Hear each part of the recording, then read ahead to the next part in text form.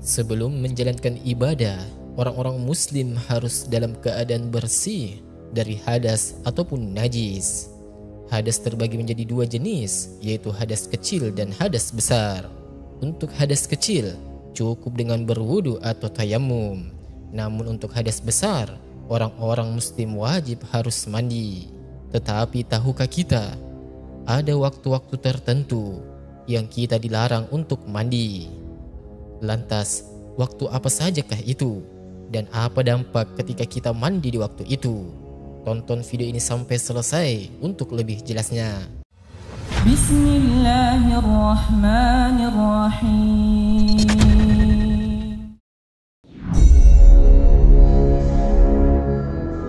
Assalamualaikum warahmatullahi wabarakatuh. Syukur alhamdulillah kita bisa berjumpa lagi di channel ini.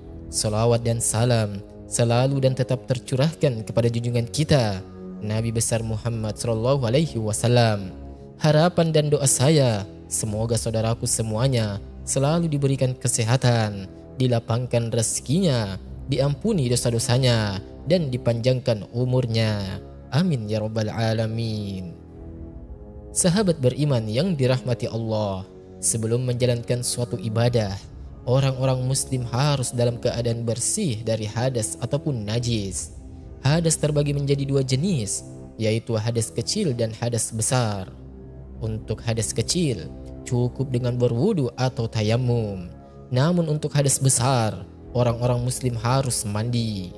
Oleh karena itu, mandi setiap hari merupakan suatu kewajiban bagi manusia. Di dalam agama Islam, terdapat hal-hal yang dianjurkan, diizinkan, dan juga yang dilarang. Di dalam Islam, mandi merupakan salah satu cara untuk membersihkan diri dan memperoleh keberkahan. Oleh karena itu, disarankan untuk selalu menjaga kebersihan dan melakukan mandi sesuai dengan situasi yang dianjurkan oleh Rasulullah SAW. Pertama, mandi disunnahkan pada hari raya Idul Fitri dan Idul Adha, seperti yang dilakukan oleh Nabi Muhammad SAW. Hal ini didasarkan pada sebuah hadis dari sahabat Al-Faqih bin Sa'ad radhiyallahu an dan Ibnu Abbas radhiyallahu an. Selain itu, Al-Faqih juga selalu memerintahkan keluarganya untuk mandi pada hari-hari tersebut.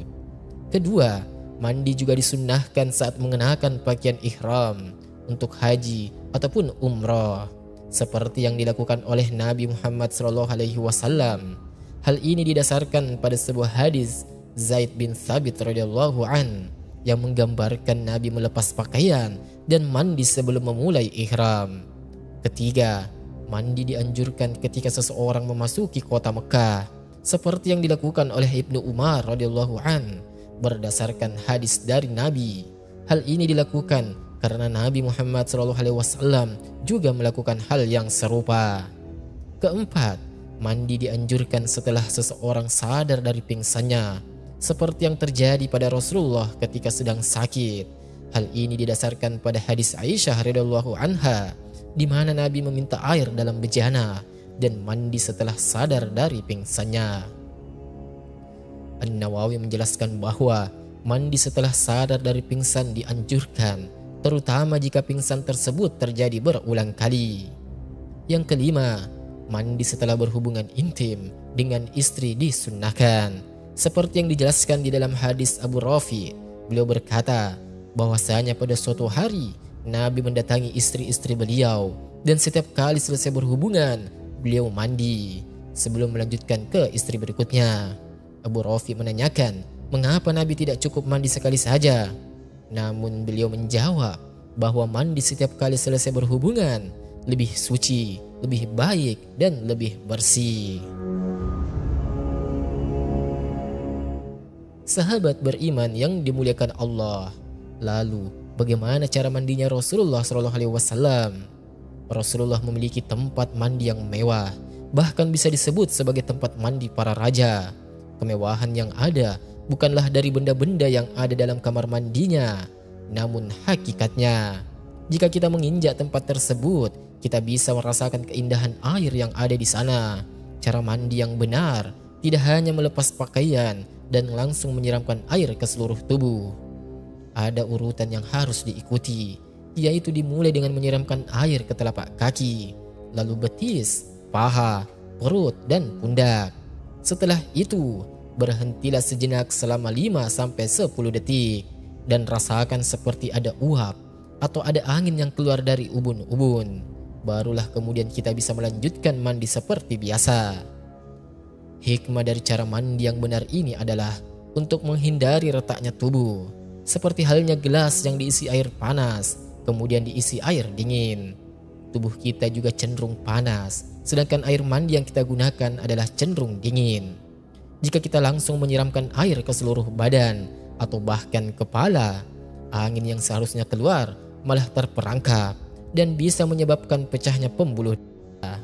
Jika cara mandi kita tidak benar, maka dapat menimbulkan berbagai masalah kesehatan seperti jatuh di kamar mandi, stroke, masuk angin, dan migrain. Oleh karena itu, penting bagi kita untuk mengetahui cara mandi yang benar agar tubuh kita tetap sehat dan terhindar dari berbagai masalah kesehatan. Lalu, perhatikan juga waktu yang dianjurkan dan dilarang oleh Rasulullah ketika mandi. Sahabat beriman yang dimuliakan Allah, walaupun tidak ada batasan waktu, namun terdapat waktu-waktu tertentu yang dianjurkan untuk mandi di dalam agama Islam. Menurut buku fikih Islam, Wa Adilatuhu, jilid kedua, karya Profesor Dr. Wahab Az-Zuhaili, waktu mandi menurut mazhab Syafi'i adalah pertengahan malam. Sedangkan menurut mazhab Maliki dianjurkan pada 1/6 terakhir malam dan setelah sholat subuh. Sementara itu, mazhab Hanafi dan Hambali memerintahkan untuk melakukan mandi setelah sholat subuh. Dari keempat mazhab tersebut dianjurkan untuk mandi pada pagi hari, baik setelah sholat malam maupun sholat subuh. Hal ini dikarenakan pada waktu tersebut kandungan ozon pada air sangatlah tinggi, sehingga tubuh terasa lebih segar dan daya tahan tubuh meningkat. Oleh karena itu, sebagai seorang muslim, sangatlah penting untuk menjaga waktu mandi yang baik dan dianjurkan di dalam agama Islam. Dalam agama Islam juga terdapat 3 waktu yang dilarang untuk mandi. Larangan ini ditetapkan karena pada waktu ini tubuh manusia sedang mengalami kondisi yang rawan dan memerlukan istirahat. Pertama, 30 menit setelah sholat asar. Pada waktu tertentu, suhu tubuh manusia meningkat dan sangat tidak disarankan untuk mandi pada saat itu karena dapat menimbulkan rasa lelah dan letih. Salah satu larangan yang harus diperhatikan adalah jangan mandi selama 30 menit setelah sholat asar. Apabila aturan tersebut dilanggar, maka akan berdampak buruk pada tubuh. Waktu mandi yang dilarang ini biasanya terjadi pada pukul 3 sore, di mana banyak orang melakukan aktivitas mandi setelah beraktivitas, bekerja, ataupun sekolah. Pada saat itu, kondisi darah dalam tubuh tengah dalam keadaan panas dan mandi pada waktu-waktu tersebut dapat meningkatkan risiko kematian mendadak. Bahkan jika menggunakan air dingin, jantung bisa berdebar semakin cepat dan kinerja jantung semakin melemah, sehingga orang yang memiliki masalah jantung harus lebih berhati-hati. Oleh karena itu, disarankan untuk menghindari mandi selama 30 menit setelah sholat asar, pada waktu kondisi darah pada tubuh sedang panas. Yang kedua, waktu maghrib. Pada waktu maghrib, jantung masih lemah, sehingga mandi pada waktu tersebut dapat meningkatkan risiko terkena penyakit paru-paru basah. Hindari mandi pada waktu tersebut, khususnya 30 menit setelah sholat asar hingga setelah sholat maghrib, sekitar pukul 6 sore hingga 7 malam waktu setempat. Jika tetap memaksa mandi pada waktu-waktu tersebut, maka dapat menyebabkan jantung mengalami kaget dan berpotensi menyebabkan kematian yang mendadak. Hal ini karena tubuh dalam kondisi panas dan terkena air dingin pada saat itu dapat membuat tubuh kaget, terutama bagi orang yang memiliki riwayat penyakit jantung atau pembuluh darah. Hal ini dapat menyebabkan masalah serius ataupun bahkan sangat fatal. Sebaiknya selalu sesuaikan suhu tubuh sebelum mandi. Jika ingin menggunakan air hangat, maka gunakan air hangat sesuai dengan suhu tubuh yang dibutuhkan. Lalu yang ketiga, sudah Isya hingga jam 12 malam. Waktu setelah Isya adalah saat yang penting bagi jantung manusia untuk beristirahat. Oleh karena itu, mandi pada waktu-waktu ini dapat merusak jantung seseorang dan bahkan menyebabkan penyakit rematik. Jangan mandi antara pukul 7 sampai 12 malam karena suhu tubuh sedang panas pada waktu itu. Dan memaksa mandi dapat membahayakan tubuh karena tidak sesuai suhu tubuh. Mandi dengan air dingin pada saat tubuh sedang panas dapat menyebabkan rasa tidak nyaman sama sendi. Selain itu juga, hal ini juga dapat menyebabkan otot menjadi kaku meskipun tidak terlalu berbahaya. Menurut Rasulullah SAW, mandi yang tepat adalah di waktu subuh, sebelum subuh. Karena pada saat itu, air yang mengandung ozon yang lebih tinggi sehingga sangat baik untuk tubuh dan bisa membuat Anda awet muda serta meningkatkan daya tahan tubuh. Sahabat beriman yang dimuliakan Allah, tambahan informasi yang perlu diketahui bahwa larangan-larangan tersebut tidak berlaku secara mutlak dan tidak ada sanksi apapun jika melanggar larangan tersebut. Larangan tersebut hanyalah dianjurkan agar tubuh tidak terganggu keseimbangannya. Namun sangat penting untuk mencuci anggota tubuh yang berkeringat, terutama pada daerah-daerah tertentu seperti ketiak, selangkangan, dan bokong, untuk menjaga kebersihan dan kesehatan tubuh. Wallahu a'lam bishawab. Demikian yang dapat saya bagikan. Semoga bermanfaat untuk kita semuanya.